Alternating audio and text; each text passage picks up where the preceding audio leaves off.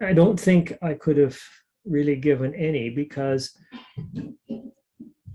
when you're a counselor, which I had spent a number of years being counselors to a number of bishops, so I was pretty familiar with how the ward ran, how to run the ward, and all the bits and pieces that go together from that perspective. Mhm.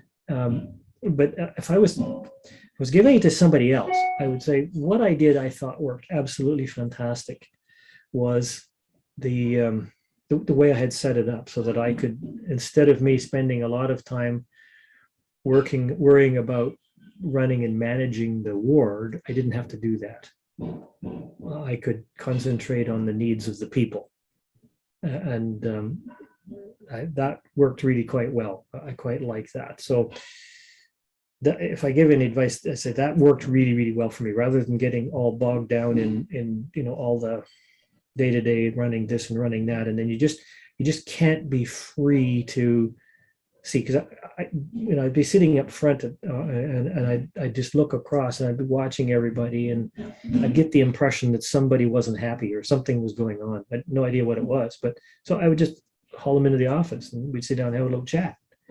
And I kind of think that if I was busy running around trying to make sure that this and that was organized, and what I would have missed that. I wouldn't have had that opportunity to do that. And so that's what I did. And of course, I wasn't just called as bishop. Like I said, I had spent a good number of years in several bishoprics, and I had some really interesting experiences in all of those.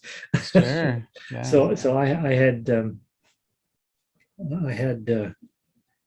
I came to it, I think, fairly well prepared from that aspect. About the same kind of thing, and I know that there was some rather unique goings on in some of the wards that I was involved with, and so it fell to me to actually sort of be the mediator and the ones to actually get in and start to solve some of these issues. And so it was a very good training. It was very interesting training. And the powers of discernment and the spirit are amazing.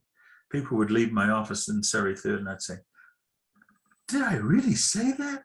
That's incredible advice. Where did that come from?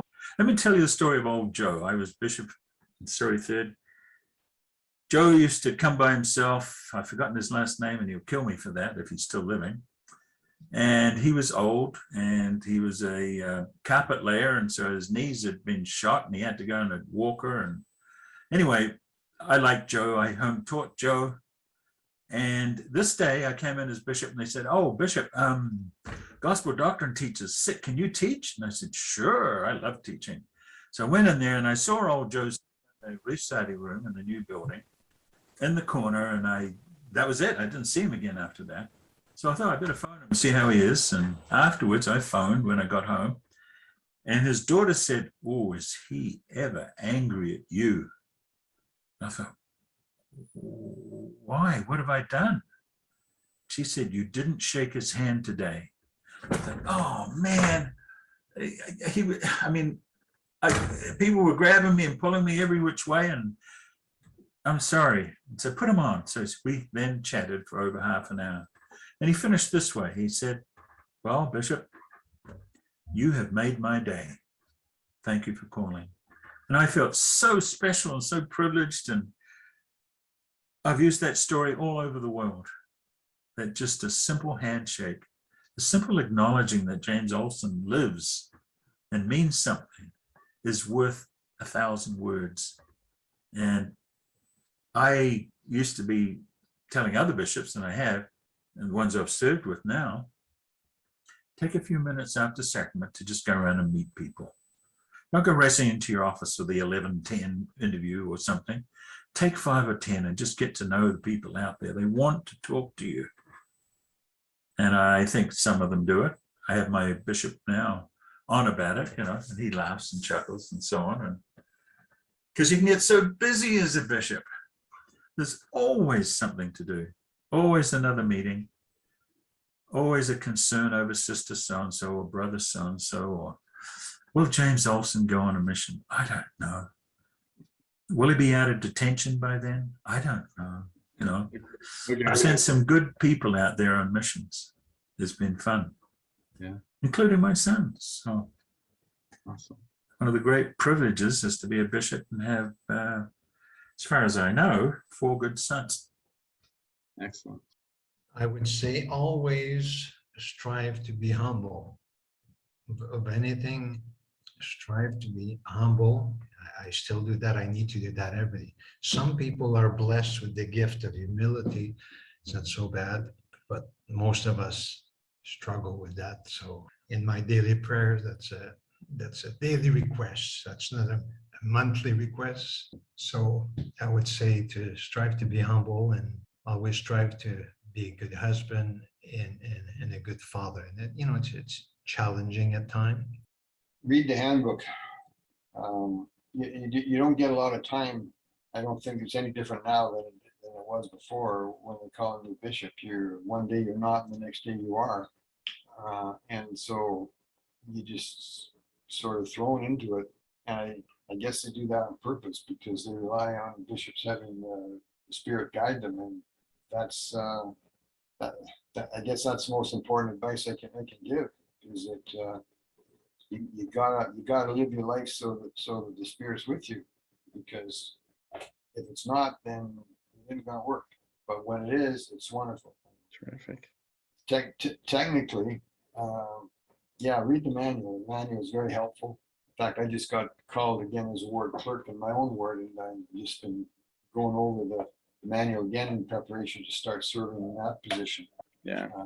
Because there's a lot of technical details that as a bishop you need to know, which you do not know the first time when you first sit in that chair. And then the other piece, and I've heard other men say this as well. This is advice I first heard from President Harrington. In fact, pretty sure it came in the calling interview, that the biggest load, both time and emotionally, is in the counseling that you do as a bishop. And if you're the kind of guy that has to solve people's problems yourself, you're going to have a lot of trouble. You got to be there. You got to be a conduit for the Spirit for people, but it's not you personally that solves problems for people. They solve them themselves after listening to advice from good people.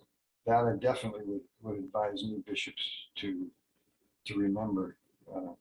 Your job is not like a professional marriage counselor or youth in trouble type counselor. That's not the role as a bishop.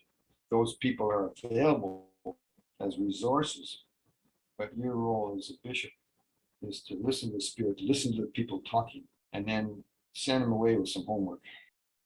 Trust in the Lord. Know He is beside you. Recognize the Spirit because it's right there. And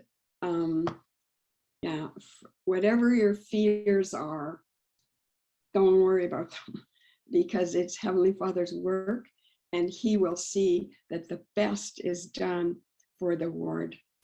Well, I would tell my younger bishop, my younger self, to really take to heart what's been in the manuals and what we hear from our leaders. But the bishops sometimes get too busy. We get in the thick of it and we forget. But I would suggest to you, younger bishop, to delegate everything you can.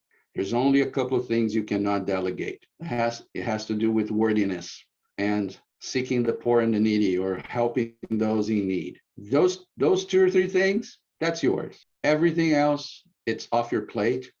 And especially now with the rising generation, that's where you need to be. You need to be with the young men and young women, the Aaronic priesthood, be close to the young women. And those 3 things that you cannot delegate, because you have keys for that. Other than that, younger bishop, just give it to everybody else, okay? Get the elders quorum president to work. It's not your counselors that should be working harder. It's your elders quorum president. He's the one. The advice I would give is to just get involved and give your full hour and and full love to the word. And I see that happening. So I don't know what advice I would give, because the bishops do that anyway. I see Bishop Tambry, he's so involved, he's so, wanting to do it right, and so there for members. You call him, he's there, you know. And I know he's blessed my family. When we've called him, he's there.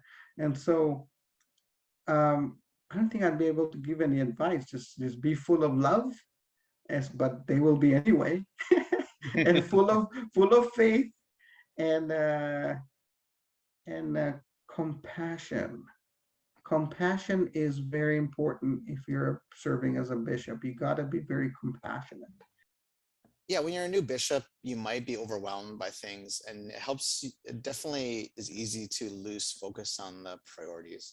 And I'd say the first priority is probably to get to know the youth and their parents. And you really need your counselors to help with that too, because could be a lot of youth and a lot of parents. And so what I'd say is start with meeting with all the youth and their parents and understanding what their goals are and who they are. And yes, other things like people needing help with, finding a job or rent or something like that. Those are important things too. But really, lean on your Relief Society and Elders Quorum presidency for those things, so that you have time to really get to know the young men and young women and know them enough that you can get inspiration for how to help them, as early as you can. And don't neglect just getting to know them, going to activities, get to know their parents as well and what their parents need to be able to support their children. I think that would be the greatest advice I would have. Is there is a lot of things to stress over, but just start with those things and rely on others to take care of the other things that they can help with.